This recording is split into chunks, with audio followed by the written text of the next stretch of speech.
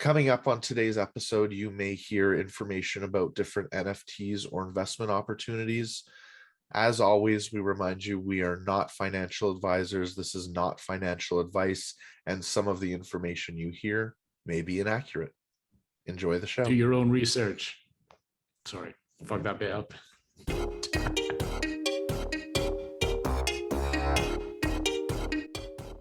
Welcome to the Nearly Fresh Topics podcast. We are not quite cutting edge, but we're close. This is episode 04. My name is Ross. Hello, I'm Jason. And pretty much what we discuss is a lot of NFTs, a little bit of fantasy, perhaps some series reviews. We will discuss comedy, philosophy, and I'm sure I'm missing a bit. No, reviews, that's it. That's good. Anything else that comes to mind, really? That's right. So, We're not slaves to our own formula. We'll talk about whatever we need to talk about. Which is a good thing, really, because it takes time to prepare. It took me all of 5 minutes to get ready for this. It's how am I to find the time? Right, exactly. It takes terrible. So let's start off with the NFT news. I suppose we can get straight to it. You had a few topics that you wanted to. Yeah. One topic that I found really interesting was the Associated Press starting its own NFT marketplace for photojournalism. So it sounds like what they're going to be doing is taking, it says right here, it's announced that it's starting a marketplace to sell NFTs of its photojournalists' work in collaboration with a company called Xooa, XOOA. It's basically just going to it's building on the environmentally friendly Polygon blockchain and the NFTs. So it's basically just a way for AP to get involved. It's going to be monetizing its photos in a way and creating them for NFTs, and I like it. I like that idea. Why not? No, that's cool. So AP, it sounds like you're well acquainted with this association, I guess, the Associated Press. This is the first time I've heard of it. But, I believe you told me you were wanting to be a journalist at some point, right? At some point, yeah. This was like 19-year-old Jason plan, right? That's right. Yeah, a long time ago. Right. Are you familiar with Reuters, Thomson Reuters? No, sir. Okay. It's the Associated Press is basically a news wire service. So if you are a journalist, you may not work for a specific newspaper or a specific news outlet. You might work for the Associated Press, and the Associated Press then puts out articles which can be picked up by any newspaper involved in the organization, for, I assume, a monthly fee or a specific fee or however it works. So if you're reading like a major North American newspaper, you may just find that instead of the article being credited to, Joe Smith of the New York Times, it's credited to Joe Smith of the Associated Press. I see. Would you say it's a little bit like the Uber of journalism? I don't think they would like us to say that very much. Okay. Right. But I mean, is there standards that the people who work for the Associated Press would have to meet, or is it more just if you're a good writer, then maybe we'll feature you or something? No. You'd have to get hired specifically as an Associated Press writer, I believe. Oh, gotcha. Okay. Although I'm sure they take some freelance, like everyone does, and you have to meet specific journalistic standards. And I would say the Associated Press is probably among the more prestigious news organizations in the United States. Like, it's probably New York Times, Washington Post, Associated Press. Okay. So big shit then. Yeah, and so they're going to have years and years and years and decades and decades and decades worth of already award-winning photographs, already award-winning pictures So um, why not? Why not turn them into NFTs? Yeah, yeah, And then, of course, quite right. they're saying here they're happy, they'll get revenue whenever it's resold in the market, Mhm. as is true with all NFTs. Yep. So it's opening January 31st.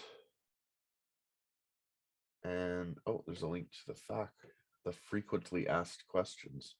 Welcome to the Associated Press NFT Marketplace. Since 1846, the Associated Press has documented our shared history with fact-based reporting and photography. Yeah, so they're an old, prestigious Mhm, news mhm. organization. It wouldn't surprise me if some of the major UK publications, if they're reporting on news from North America, it wouldn't surprise me if they use Associated Press articles. Gotcha. Yeah, that makes sense. Makes sense.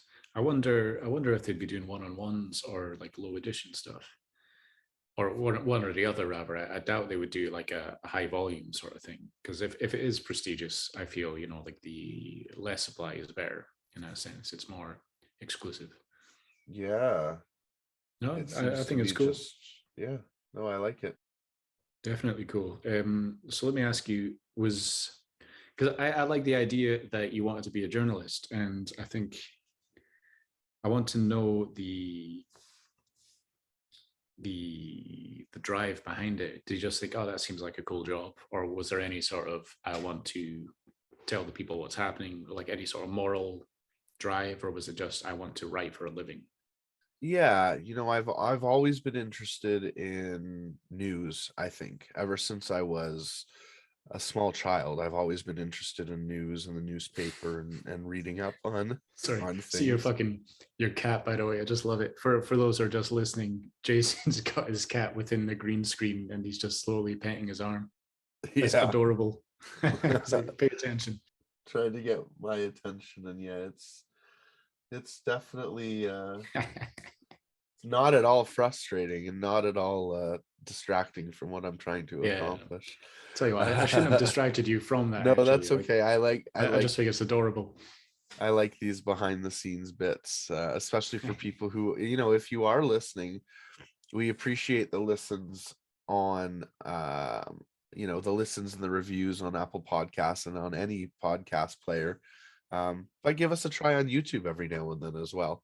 We are fun to look at, I think, and you get a little bit more. I think, especially in editing the first couple episodes, now that I've got the first couple episodes under my belt, Mhm. we definitely do skew a little bit more towards being a visual medium than just an auditory one, because Yeah, agreed. we're always referencing this website or that website, or talking about this piece of art or that piece of art. So Mm. Mm. continue to listen to us on Apple Podcasts and Spotify and Stitcher, but And 5-star also that reviews, and 5-star five-star reviews all over, reviews.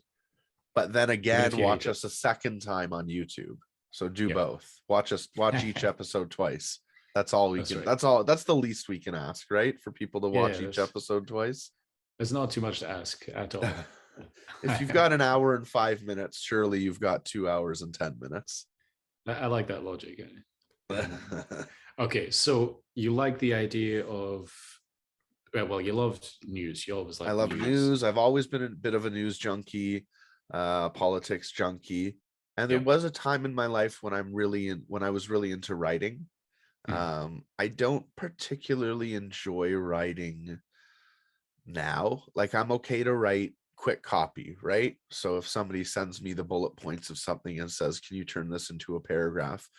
I like that, and I think I'm good at it. Yep. But the thought of sitting down to write a book, or the thought of sitting down to write anything longer than a paragraph at a time, just seems really overwhelming and almost boring. It's I sort of see where you're coming from. Although I mean I have tried writing in a very minimal sense, like, oh, I'm going to write a story, and there's always the desire to write an epic. I'm going to write a fantasy epic, and I'm going to jot some ideas down, but it never gets further than done an hour's work, and then fuck that. Never doing that again. Yeah. It's I like the idea, but it is a task. But to be fair, like the same with art, it's I love the end result, but I don't like actually doing it unless I'm being really experimental and I'm trying out new things, etc. Then it'll like Right. sort of catch your interest. But for the most part, it's all very mechanic, and like if you know the rules, you have to follow them. And this, I don't know. So I get where you're coming from with writing. And if you don't mind me asking about the journalist thing, what stopped you from continuing? By the time I applied to schools, universities, colleges, whatnot, it's just not where I was anymore. Okay. I did apply to one school for journalism and got in, Nice. but another school I applied to for political science at the time seemed more interesting to me.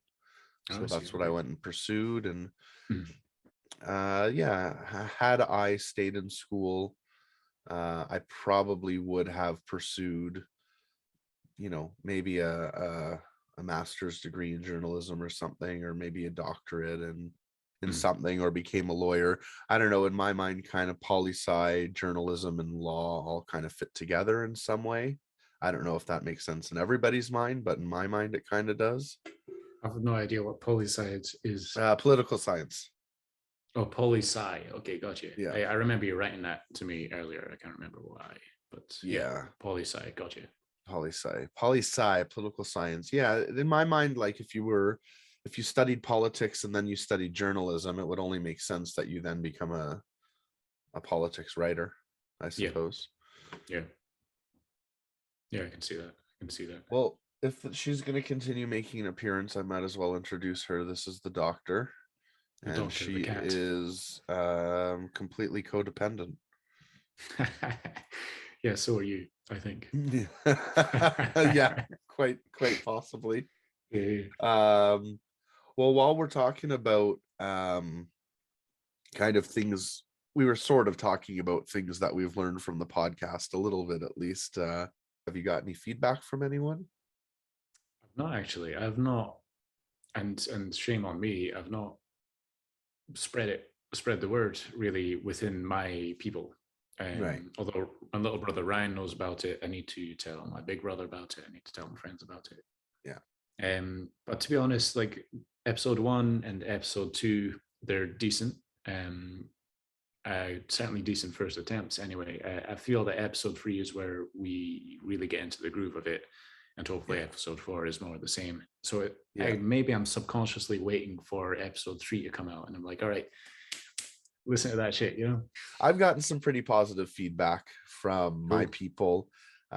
First of all, in the Discord, and again, if you're not in the Discord, then you can find a link in the notes for today's podcast, whether you're on YouTube or another podcast app. Hello, doctor.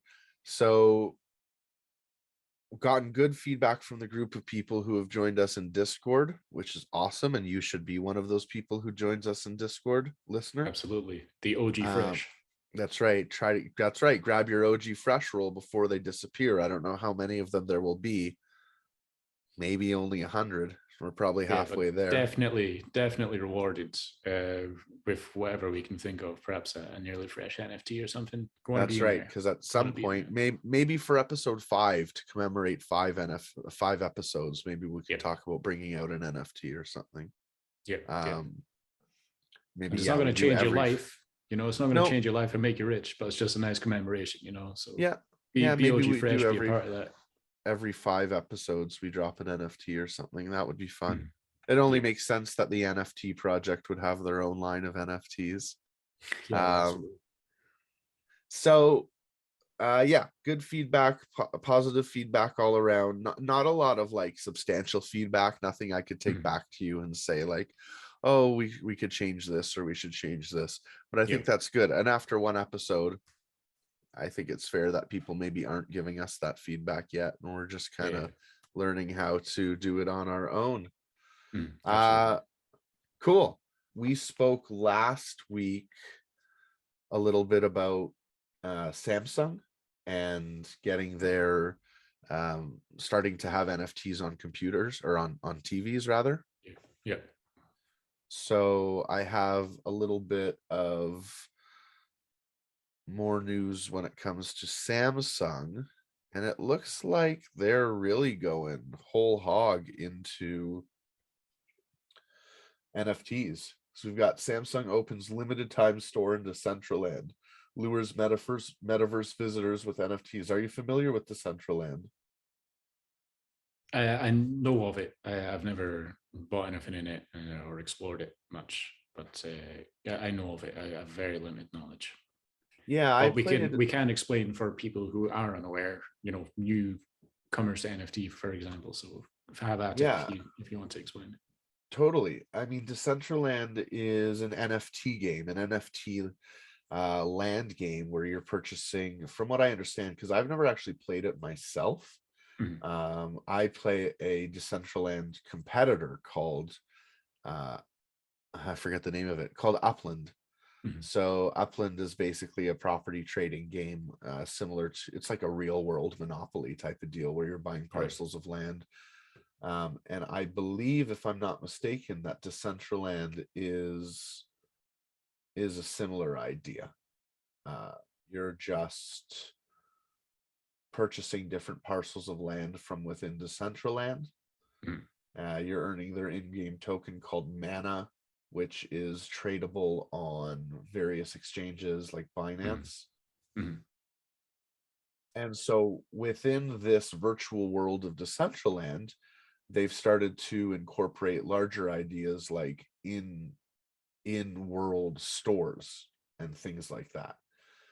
And so Samsung opened a store within Decentraland, and you were able to buy various Samsung NFTs. Right. Right. That's pretty cool. Yeah, it teased mystical quests that would be leading to exclusive NFTs. And it noted that a live mixed reality dance party would take place in both the real and virtual worlds at the 837X's customization stage.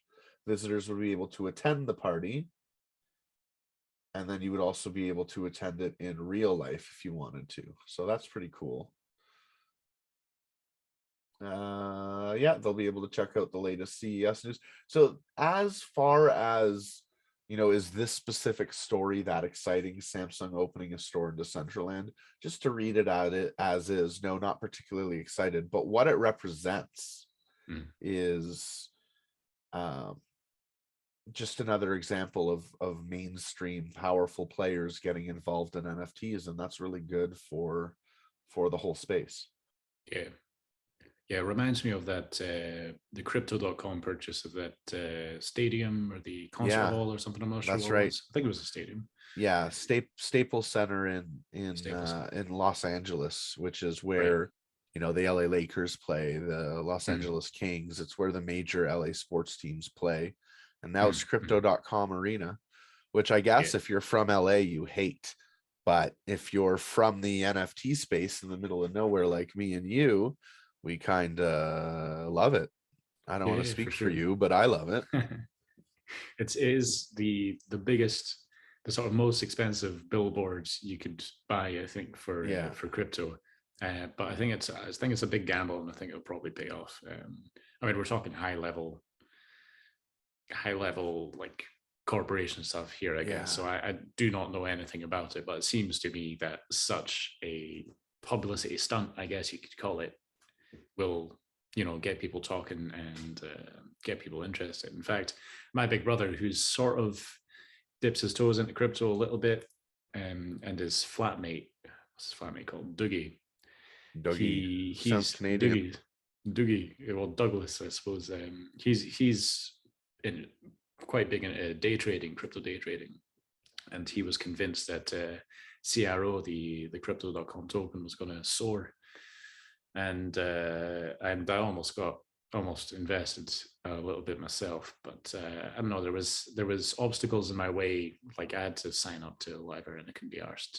Right. And in the end, I don't think it soared actually. But It didn't. nothing's been soaring at the moment. No, the crypto market's not quite It recovered. blows. Everybody's saying, yeah, it blows. Everybody was saying, oh, it's just an end of year sell off for tax purposes. It'll recover Uh, early in the new year.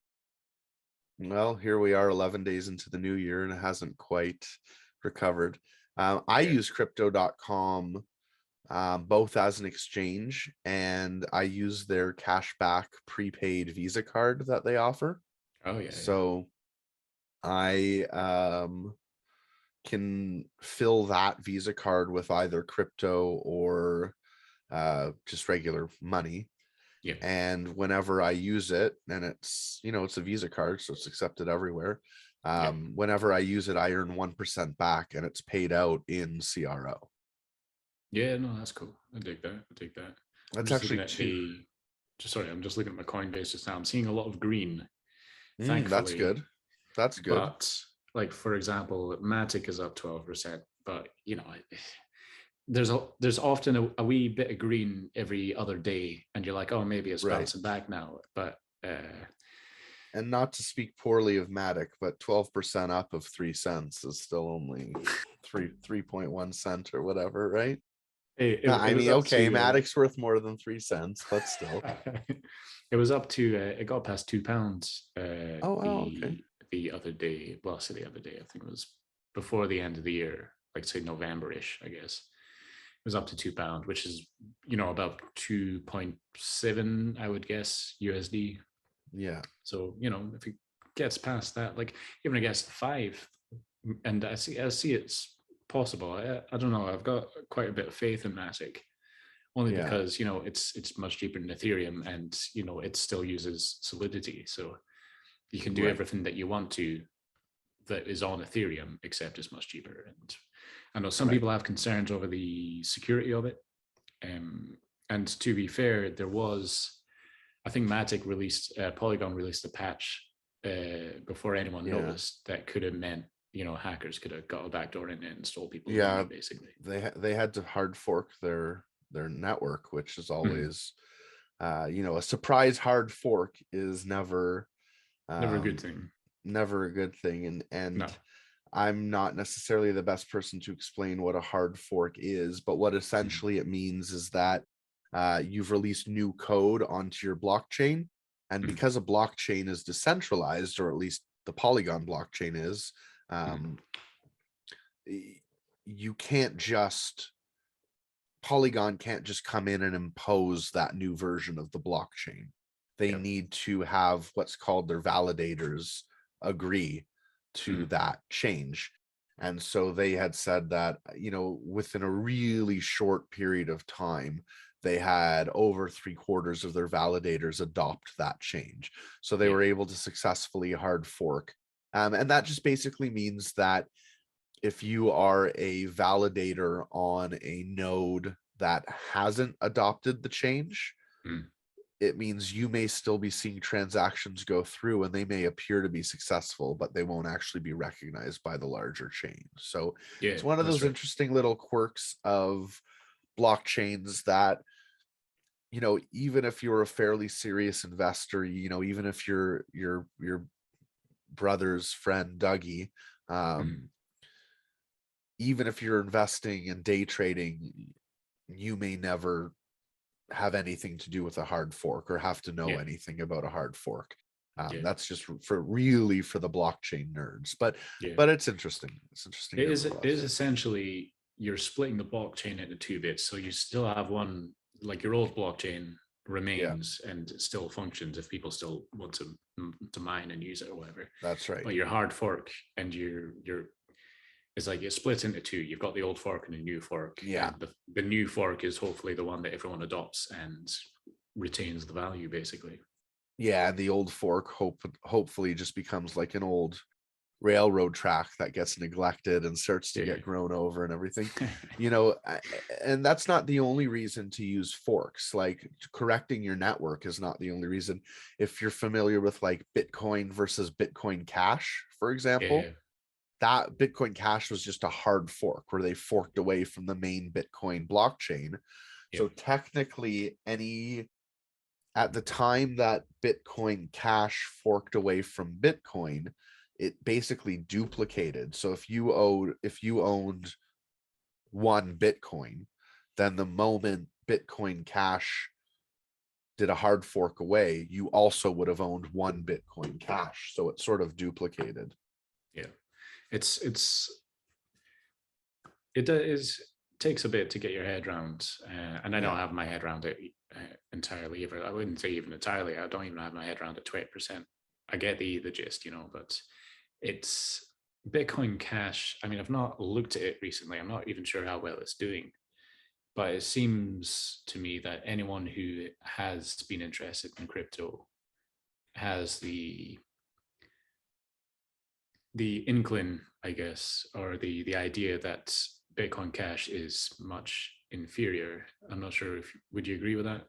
Uh, I would agree with that, except for the people who are all about Bitcoin Cash, and then they would have no time for you in that argument. All They right. would say, "Oh, well, it's so much better because of this reason and that reason." I don't know what those reasons are because I've never considered Bitcoin Cash. When I did have a little bit of Bitcoin when that fork happened, which means that I earned instantly Bitcoin Cash.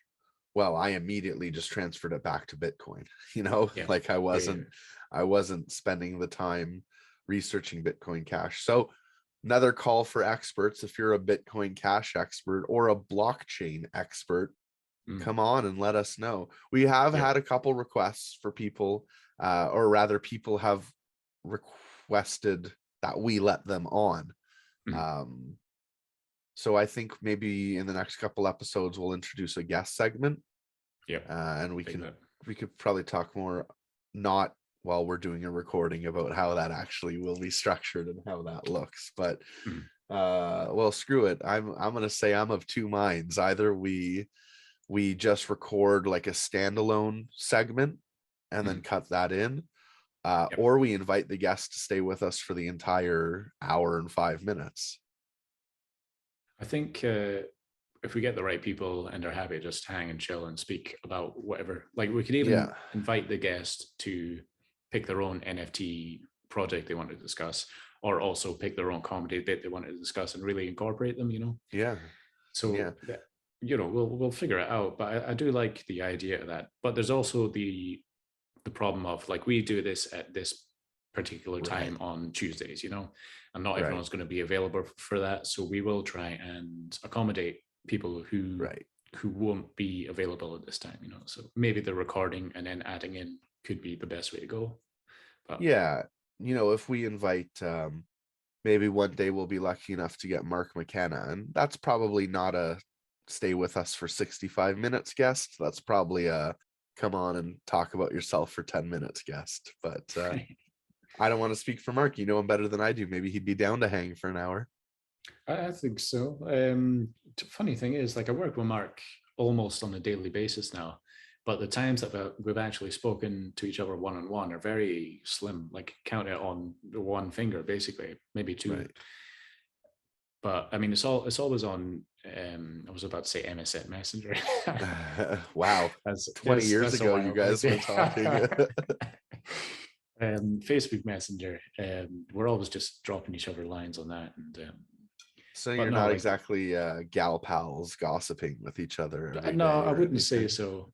But I mean, the times that we have spoken just one on one is, we've a lot to say to each other, I think. And if it's just like a hang like this and there's no pressure, and ask him to bring a comedy bit or whatever, I think he'd be down with that. But we'll ask him and see what he thinks. But it would be certainly a cool guest to have on. Eh? Absolutely. Get some celebrity up in here so we can reward all of you early adopter listeners. OG Uh, Fresh. OG Fresh. The other bit of news that I found interesting, although to be honest, I haven't read the full article yet because Mm. I wanted to save some sort of intrigue and some sort of mystery for the podcast, experience it at the same time as our listeners do. But 5 NFT marketplaces that could topple OpenSea in 2022. And I always get a kick out of these lists because that's not so accurate. Like, okay, Coinbase NFT, yes, that may be a legitimate OpenSea killer, especially if they are on Polygon, or not Polygon, Ethereum and Polygon. But I'm Right. not super familiar. Do you know, you just pulled up Coinbase. Have you ever used any Coinbase NFT stuff? No, no, I've been meaning to test it, I guess, but I guess it's not something you can really test without any expense, you know. Obviously, if you're buying an Ethereum based NFT, you're paying gas. So Right, it's not like I just want to buy an NFT to test Coinbase NFT. right. I think there will come a time where it makes sense for me to do it. But I'm not rushing to discover it, I guess you could say. No, and you know, I think that you're right. Um, until we start to see these promised changes to the Ethereum network, which were supposed to Mhm. be here in last June and then last November and then now next month. But yeah, Coinbase NFT will be a peer-to-peer market initially following the ERC 721 and ERC 1155 standards. So those are your two main types of NFTs, and Mm. at least your two main type of Ethereum compatible NFTs. So clearly that means it's going to be an Ethereum based marketplace, which I think is good, although a cross chain marketplace is probably better. Yeah, yeah, that would be ideal. You've got FTX NFTs. I've never used FTX, but I've heard it's like I went from having never heard about FTX to basically hearing about it on a daily basis now. Right. So it seems to be a really good up and coming exchange, especially that our friends in the US can use. Mm. And uh, I can't speak to anyone or for anyone in the US, but I know it's not as easy for them to find exchanges to use as it is for us outside Right. of the US. Oh, I see. So there's that. There's Rarible. I don't know if you can call Rarible a marketplace that's going to topple OpenSea. I mean, I've looked at Rarible a few times. I think I have something listed on Rarible just for the hell of it, but I don't really see it. I'm trying Oh, to. Sorry, continue while I figure something out. I am it listening, says but it says here that Rarible has already launched its support of NFTs on the Flow and Tezos blockchains, and oh, cool. Tezos is going to be a blockchain we hear a lot about in 2022. I think You reckon? 2022 is going to be a big year for Tezos. I own a few NFTs on Tezos Mm. or Tezos, which I kind of just bought. It was in that weird, I don't know if you had the same experience, but when I first got into NFTs, I was just trying to accumulate as many as I could. Ah, So, and looking at as many different blockchains as I could. yeah. So, I had never heard of Tezos before, but I saw an idea for a kind of cool like mini game NFT, mini NFT game. So I bought a few there. Um, I bought one NFT on Cardano, which hasn't really done anything since. So yeah. I I have also purchased a few Tezos NFTs just for the hell of it, and there's one that I really like that was from Fedos Art on Twitter. I think it's at Fedos Art, FEDOS, and basically he makes these very trippy, futuristic space environments, I guess you could say. And Okay. he's released an Explorer series where you get this one. It's in a portrait format, the picture, and you've got this one person standing with his back to you in the middle of it, and surrounding him is just a crazy sort of space environments, and they can, like I say, they can range from sort of trippy to futuristic. And I've started noticing that he's been using a lot of textures within them now. So there's like chrome against a very sort of stone background.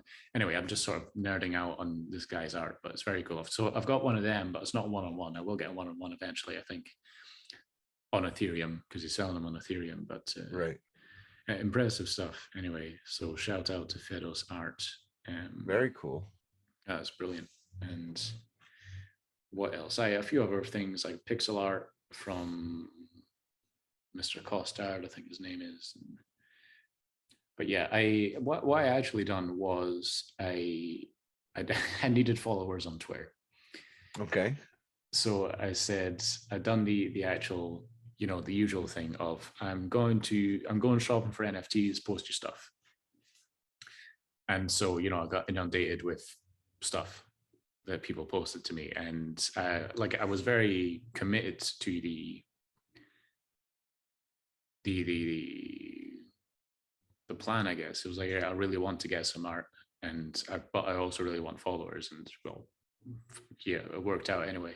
But Right. yeah, I was always like leaving comments like what I really liked, what I didn't like, and I was just trying to be very generous with my time as well, and I think it worked out. But yeah, Tezos. Anyway, to not digress any further, Tezos, very cool, very cheap, Yeah. clean NFT. I think I'm not sure what the price of Tezos was at before the drop, at the dip rather in the market, but I know it seemed to be growing pretty steadily That's actually throughout. the last time I used Coinbase was to buy some Tezos because Right. I couldn't find it anywhere else. So I think I'm baking some, Okay. which is their version of staking or Yeah. validating. It's called baking.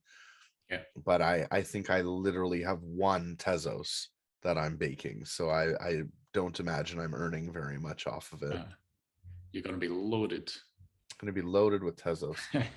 But I am checking the price of Tezos just now because While I'm you check interested. the price of Tezos, I'll just finish up the other marketplace that Okay. they're Yeah.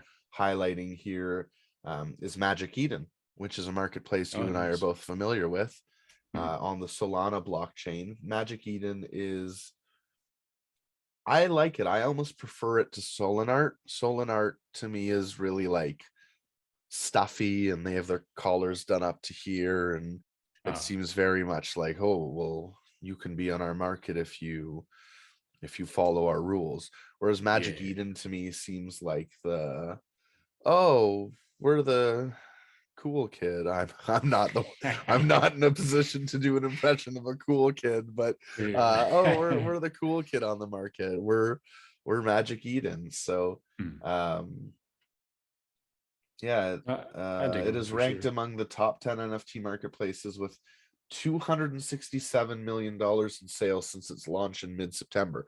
So it's only had about 3 months of operations, is what it sounds like. Yeah. And it's already made $250 million, or not That's, made, but had that much throughput. yeah, volume, aye. Okay, so price of Tezos just now is, hold on, is 298. So about £3, which will translate to maybe 4 USD. For yeah. At the middle of October, it was up at 6.73, which will translate close to $10. And I think that's pretty beast because when I first was looking at it, it was, about $2, I think, that was start of the year at some point. So imagine you had, you know, a grand in there, just fucking full of Tezos, like Yeah. let's go all in on Tezos. And you were able to, trade out at £6, something that's very decent. Yeah. Worth about $5 Canadian. That's all right. Only need five of those for a night out. Well, for one person. Um, that's cool. Yeah, I was also looking at, do you use Brave browser? No, Oh, okay. although I've been meaning to download it. Because I've been using Brave for quite a while, but I used to always just sell my bat as soon as I accrued it. Or not sell it, but switch it, or it was Yeah. hard and you'd end up losing half in transaction fees. But I've got, since I stopped selling it a couple months ago, I've now acquired 33 bat, which is worth about 33 USD. So you That's not can't argue bad. with that ratio. So Yeah. just to browse, in the last 11 days, I've earned one bat, which is only Right. $1, but it's more than you've earned for browsing the internet. That's true. I'm sorry. I didn't realize this was going to get personal. That's right. My dollar, my dollar But is greater than your zero yeah, mother. dollars. So what's the deal with Brave then? Is because I know that, for example, I think it's Norton and like antiviruses are mining on your computer. You heard Right. about that, yeah. Yeah, yeah. Does Brave do a similar sort of thing? Like, does it have something like what are you giving Brave that allows them to give you your whatever you call the currency? What was it Data, called again? Oh, bat, data. Okay. basic attention token.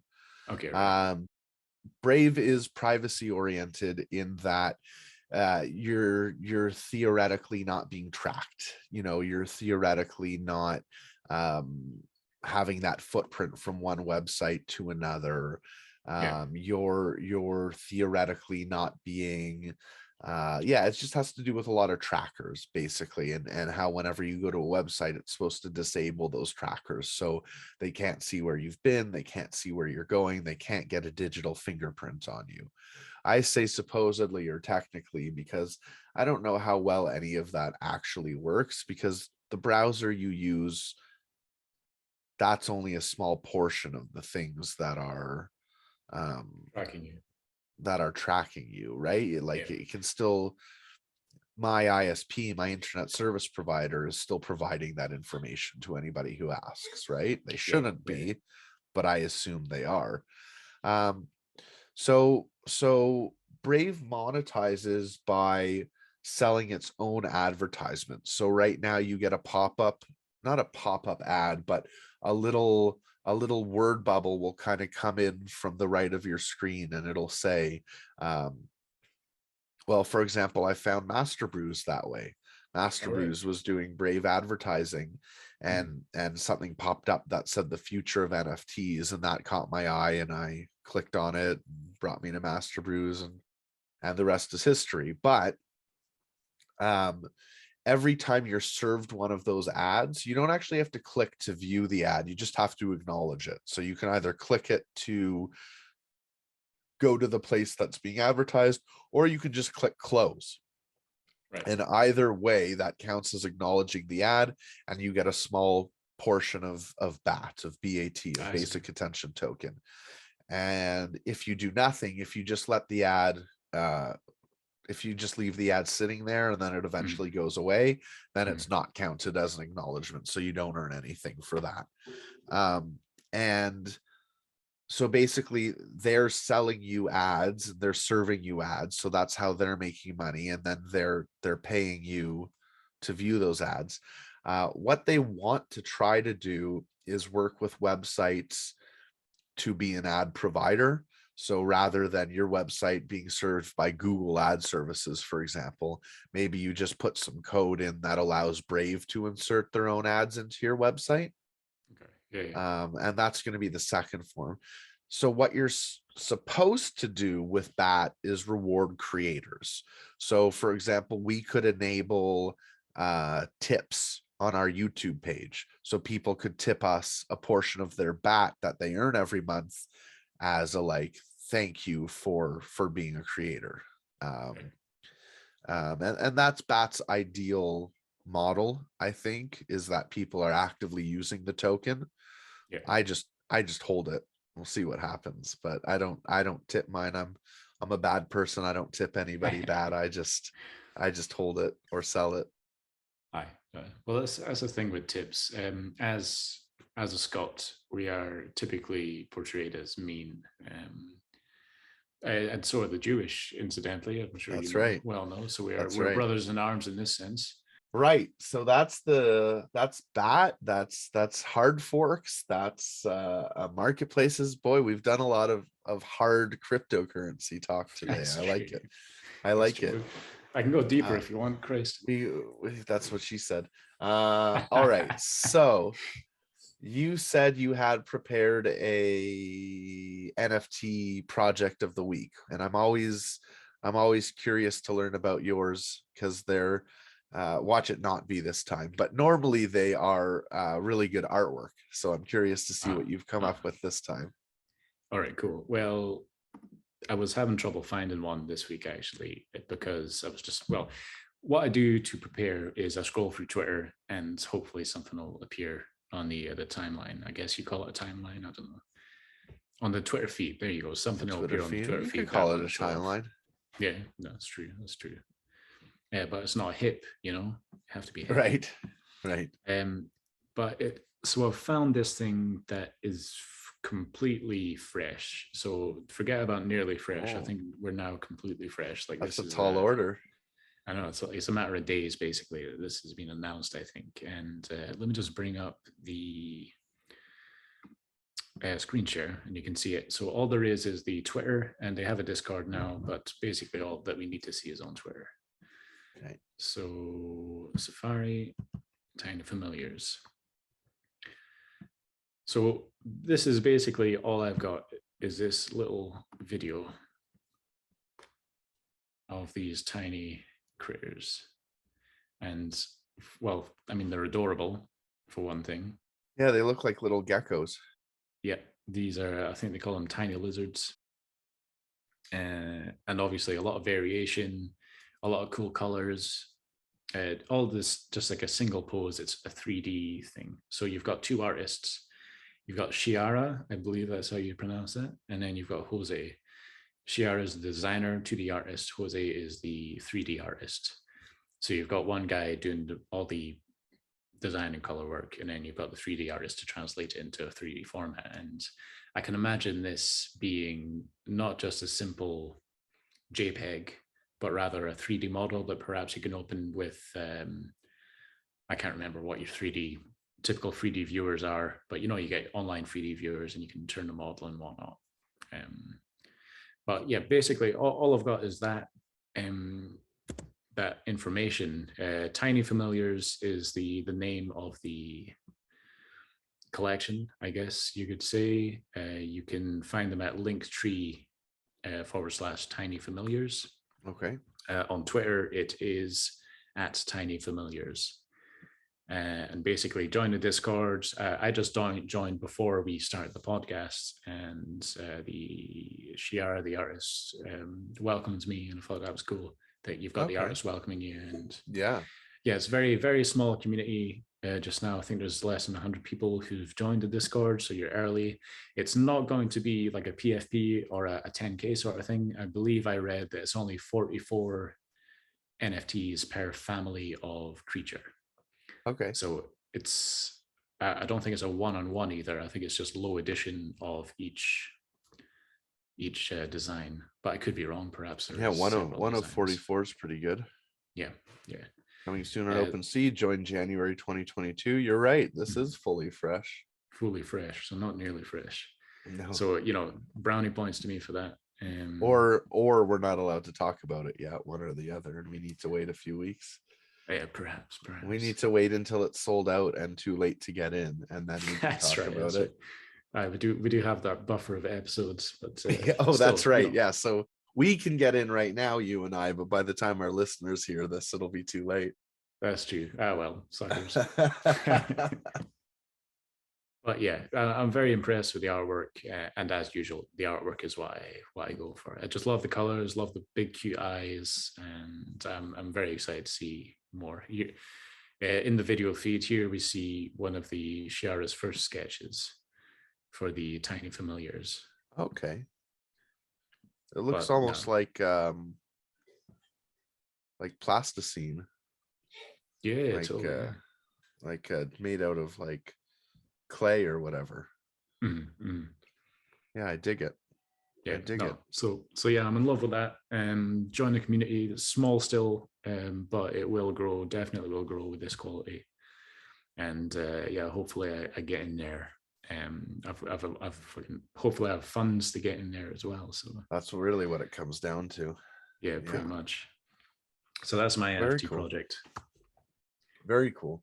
Yeah. Well, we went not really a similar direction, but I found this project, or this project was brought to my attention by someone asking me to do research into it, just basically to see why it had become so successful, why it sold out in the way it did.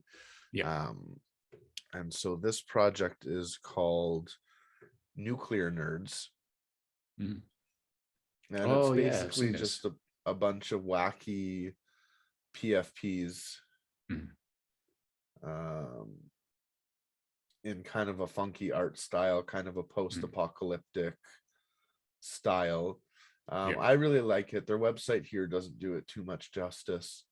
Um, but you own the IP. They're saying you can do whatever you want with your nuclear nerd. Mhm. And if we look at their Twitter feed, for example, one thing I really liked about their Twitter feed was how engaging it is, and Right. how um, really how well they did at um, staying fresh. Not to beat a dead horse, but to stay fresh. 11,000 followers, which is pretty good for a Yeah. Twitter feed for an NFT project. One of the things that I really liked that they did is kind of highlight a different nuclear nerd, if it ever decides to load here. While that's loading, I love the website you just showed. Actually, you said it didn't do it justice, but the top of it like looked like a proper like movie poster, you know. Yeah. Oh, I love Um, that part of it right it's here. Yeah. excellent. Like especially like all that little small text at the bottom, and no, I think that's a very clever design. And I didn't really pay attention to the rest of the website, but yeah, that was impressive. I like that idea. Yeah, so enjoyed that. Here's a nuclear nerd, kind of just not basic. Yeah, I mean it as a compliment that I'm saying Mhm. basic. Like Mhm. it's there's not a lot to it. So it's fairly simplistic, but for what it is, it's really enjoyable. Mhm. Mhm. That's another nice thing that they did, and maybe something that someone here who is potentially looking at starting a secret project soon could take note of is they did like what are called honoraries. So they picked a few big influencers and they created nuclear nerds in their image, and then they just All right. gifted it to that influencer. Gotcha. And it's like, okay, either that influencer used it or they didn't, whatever. But the point is, we're getting this out to them. Yep. Yeah. Yeah. And yeah, here's another one. Yeah, no, I really like them. I really like nuclear nerds. Again, it's not a there's not a DAO involved.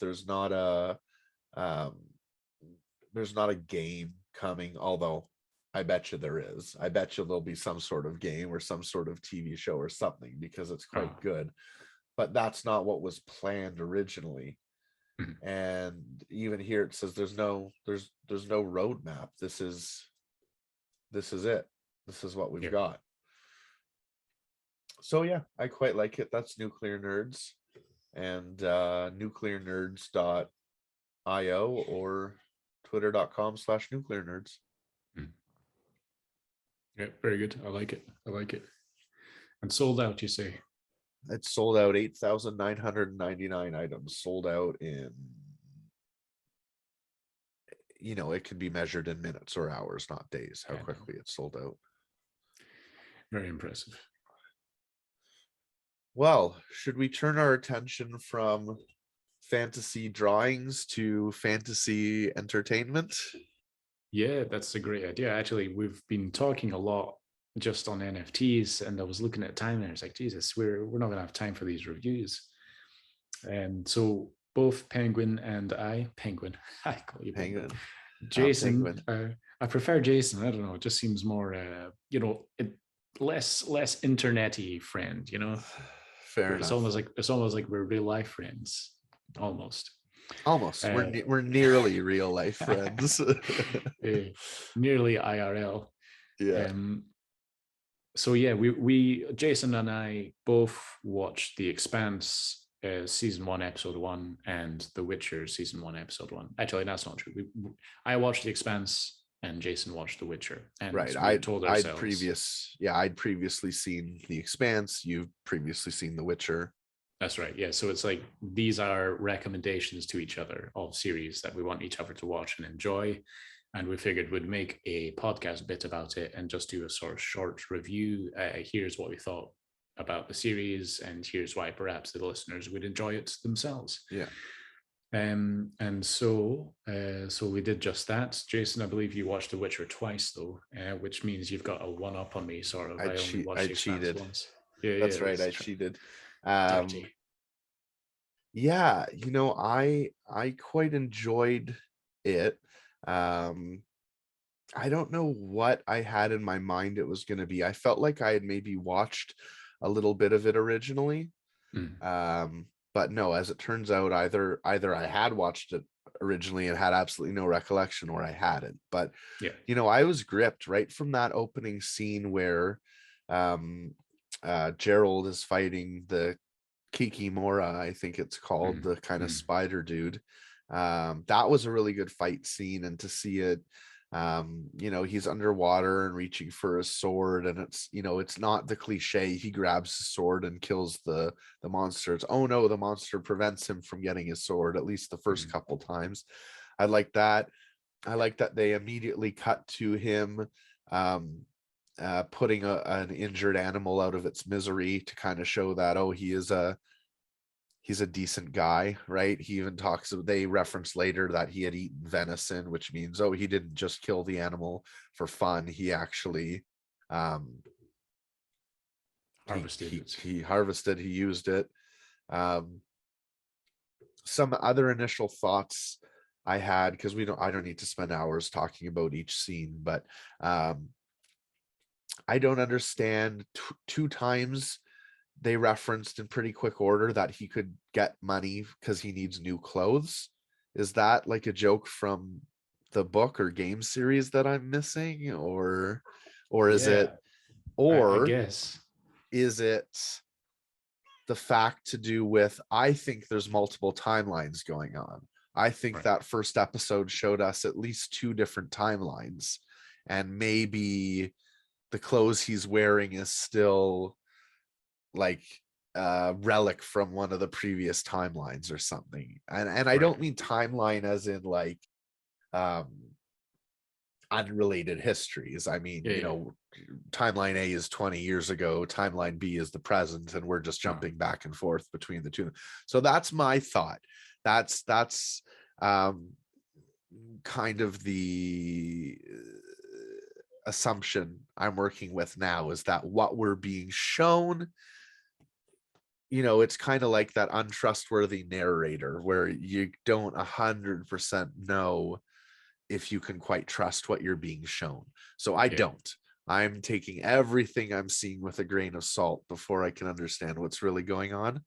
Yeah. I think you're wise to do so. There are different timelines, and I was a bit confused at first, I think, to get through them, but it will make sense, I think, as the series goes on. To speak to your theory on the this new clothes and money, and basically the running joke is Geralt smells, like he never washes, he never changes his clothes, Oh, or okay. rather he does wash, you'll see him wash occasionally, and oh, he's so dreamy. But because he's ripped, so Right. Yeah. It's right. Henry Cavill, Superman. That's right. um but yeah, no, he stinks all the time. He doesn't like to change, and whenever you get him into like a doublet or a double, I guess you'd call it, is he's not, I would not he's not call it a comfortable. double. A double. uh Well, you'll know better than that's me. that's funny. I really liked the oh, that's what tipped me off to the fact that there may be multiple timelines, is that Queen Calanth, I think is her name, or Calanthe, Yeah. who at the beginning, their castle is under siege, and then spoiler alert, we should have given a spoiler alert at the beginning of this anyways, but Well, they do know obviously that you're we're doing a reviewing review. Yeah. we're reviewing two episodes, one of The Witcher, one of The Expanse. So, Yeah. both of these aired, multiple years ago. Anyways, now's your time to skip. But if you didn't, so that kingdom is under attack by it sounded like Midgardians, which is from Thor, so Ulfgard or Midgard or something. Anyways, Nilfgaard. Nilfgaard. No, Um, no, Nilf with an N. And okay. so yeah, that sounds like my sort of kingdom Yeah. there. Oh, Nilfgaard. All right. Whoa. Um, so, they take over the castle. Queen Calanthe kills herself along with the rest of the royal family. But Hmm. before that, she's talking with her little either daughter or granddaughter or both. Hmm. I have the feeling that there's been a little bit of crossing of bloodline. But and the granddaughter, the princess, says, well, you were my age when you won your first battle. Mm. And then it cuts to Geralt and what's her name? Renfrey. Renfrey. So it cuts to Geralt and Renfrey says, well, Queen Calenth just won her first battle. So I'm like, okay, clearly there's something going on with timelines there. But yeah, anyways, I really enjoyed it. I quite enjoyed the first episode. I'm looking forward to watching additional episodes. I want to see where they go with everything. Yeah, yeah. No, So thank you for the recommendation. Oh, you're welcome. You're welcome. I do think it's a great series, and I've only watched the first episode of season 2, but I need to get on it. And yeah, you'll enjoy the rest, and we can keep talking about it on the podcast, I guess, if you find something there. So if you are a sci-fi person, if you enjoy sci-fi, I don't see any reason why you wouldn't enjoy The Expanse. So I really liked it. Yeah, I really liked the establishing setting. So what we seen was people in space, basically, like a space station that's in the not so distant future, but still, distant enough that there's clearly a lot of people in space, and they're working towards. We're not entirely sure what they're working towards just now, but people are living in space, and it's also, it seems to have this sort of bizarre or favela feeling where it's a bit, the people living in space are not like top of the food chain, sort of. It's right. You've got your hard workers basically at the bottom, and they're just doing scraping by basically. Although it does seem analysis, yeah. Everything seems to be, technologically advanced. Like, for example, you see a scene where someone gets damaged or gets injured, I suppose, outside in space by, some flying piece of debris or a bit of machinery, and he just fucks his arm completely. And in the next scene, or the scene after that, you see him getting a prosthetic, that works perfectly. And people are discussing options of, oh, if you go back to Earth, maybe you can get like an actual proper arm instead of a prosthetic or something to that effect. I can't quite remember, but it's, yeah, the establishing scenes were hard to grasp everything that's being said, but it was very nicely done. Like, you can see it's a higher production value. You can see that they've put a lot of effort into the overall design of it, and I was very impressed by that. Good CG as well. I was sort of thinking, how did they do this? Was it in in what program did they use? I was thinking maybe they used Unreal Engine, because I know they're doing a lot. But The Expanse is quite old now. I mean, they're on their 6th season, is it? They're on their 6th season. Yeah, I think it started in 2015. 2015, okay. So yeah, it might probably not Unreal Engine, and because that's only recently become like an actual high production level thing for films. But anyway, I was impressed by the CG. I'm impressed by the environments and the backgrounds and the space backgrounds, and everything has a nice detailing to it. There was a lot of dialogue that I didn't quite get. And we discussed this yesterday or the day before, or fuck knows when we talked about it. But this was because the blue collar folk, I guess you could say, in space, which we call the Belters, they inhabit the asteroid belt. They have a completely different dialect to, say, the people on Earth or the people on Mars. But the people on Mars we haven't quite encountered yet. We encountered them at the end. That was very gripping. But so they have a completely different sort of speech pattern or dialect and whatnot. So I didn't catch everything that they were saying.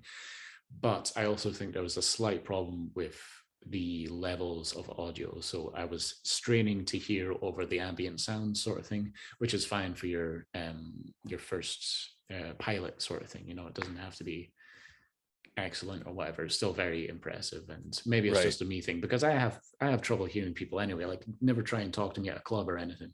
Not that I'd find myself in a club these days, but anything loud, like I'm struggling to hear you, even if it's not even that loud. Tell me, like, yeah, that was it.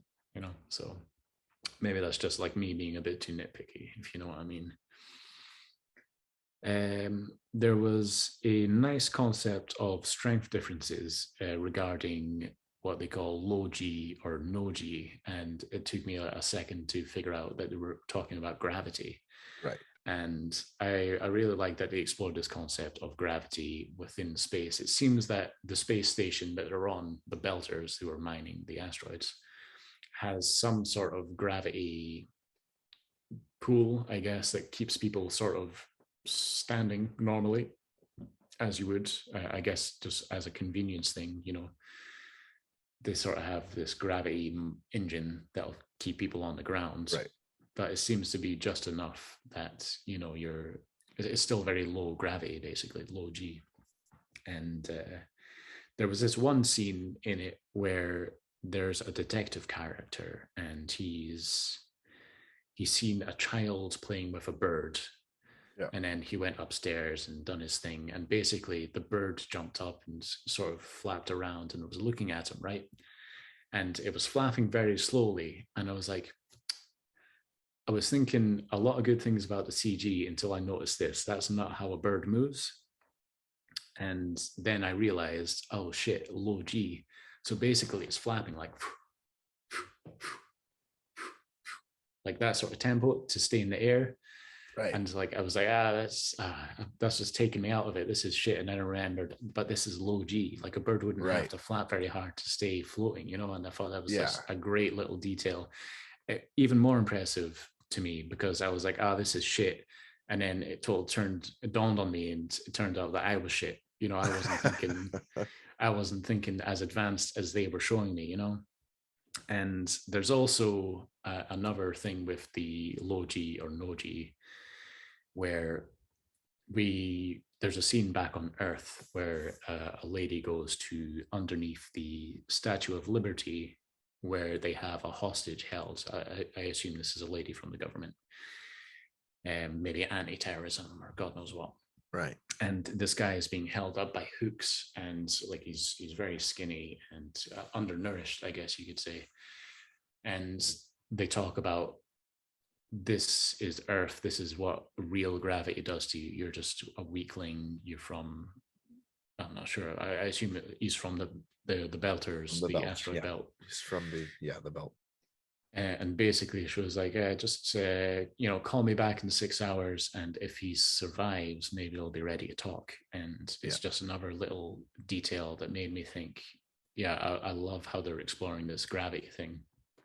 And go for it. What's interesting about that? Mhm. I just watched the most recent episode to air, which is sometime in season 6, Right. and they just referenced that scene that you were just talking about of Oh, really? the guy.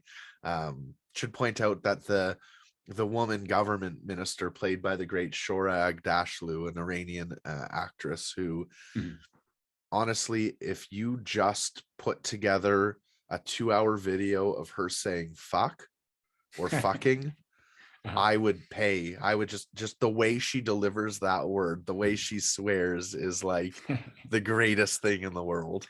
She certainly has a distinctive voice. It's like sort of low and almost raspy and just very serious, like as an import to it, you know, like the way she speaks. Yeah. But that's cool. So they're referencing this scene. I guess tell me no more, but that's No, cool I that won't. that's cool that they're bringing it back to like even the first episode, you know. Yeah. I'm sure there's links.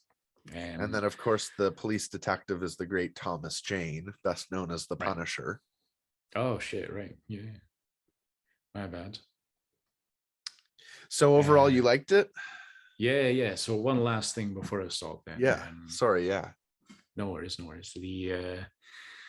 I'm not entirely sure who the main character is yet. Even if there may not be, maybe just, you know, there's 3 different important characters that all sort of mingle, I guess. But there's this one character that I've not mentioned, which seems to me to be the lead, I guess, and he is a belter, and he's this like competent and modest, I guess, seems modest and unassuming guy who works on a ship, who basically he passes over like promotions, and he just like I just like the status quo, how things are, and he's fucking this blonde chick, and they're having a great time, and it seems that they're in love and all is well. And then towards the end of the episode, we discover that I can't remember what this ship was away to do. I assume just investigate some asteroids, I guess, for mining. I can't remember what they were. Just, Yeah. let's go look over here. Oh, there was a distress signal.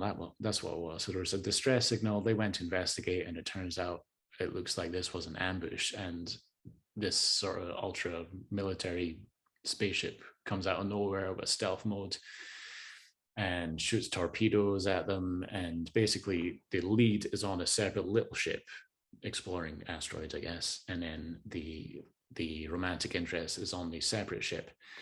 The torpedo speed past the lead ship and then hits the main ship with the romantic interest and everyone else in their crew, and Yeah. just blows it up. And it was very gripping. Like I don't do that scene justice by Right. talking about it, but it was very gripping. And it seems that Mars is very foreboding, like wildly powerful compared to what they have, and that's how the episode ended. So it's like I've said to you before, like your pilot episode, your season 1 episode 1 should really encompass everything that the series will show off or sort of lean on.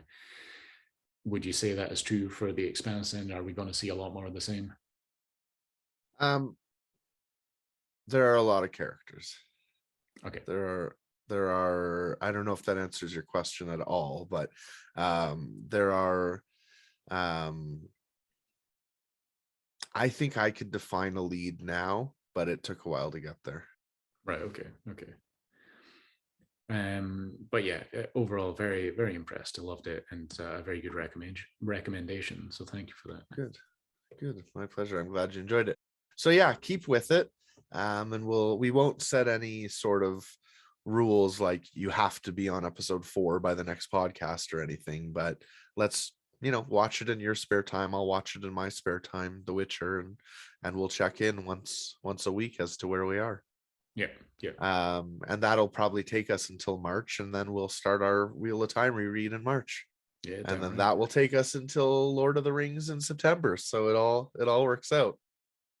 So we will do a last little bit for the podcast, which will be the comedy bit of the week.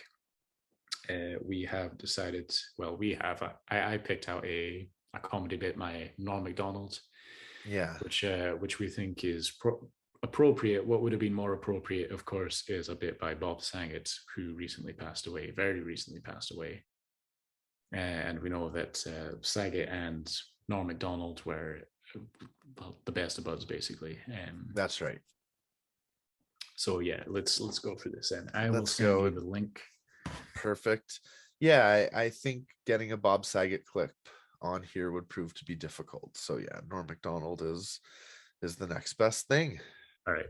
Okay. So yes, warning. It's the jokes are pretty savage.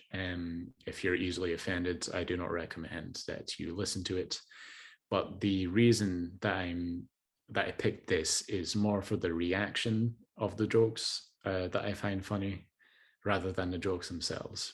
All right. So again, this is a clip of Norm Macdonald trying to offend people. Keep in mind that Norm Macdonald will normally offend people even when he's not trying. So the fact that he is trying in this case means it's going to be pretty raunchy. So if you are not a fan of extremely blue comedy, or if you are not a fan of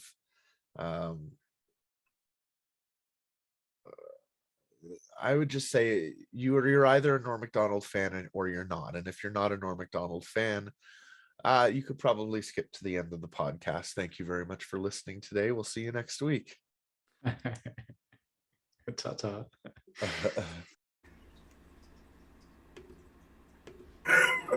Do you want to read one?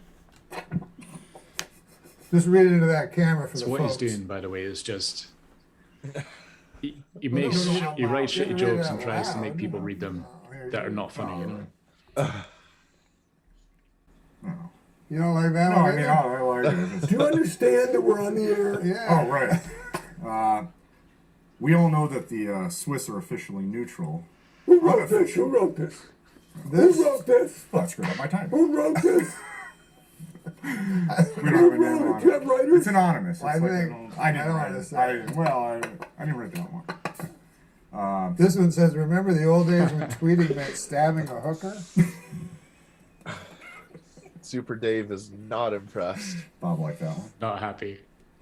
Super Dave, why is there an app for everything except Just how to total rape a deadpan baby? face. Just Still not insulted.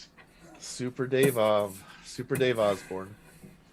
Some gold-plated chains would make a nice retirement gift for a very, very good slave. You fucking got him. Well, this was, you serious? well, this was written. Are you This serious? was written years Did ago. you just write that? I didn't write Did it. you just say that? No, I read it. Yes. You read that?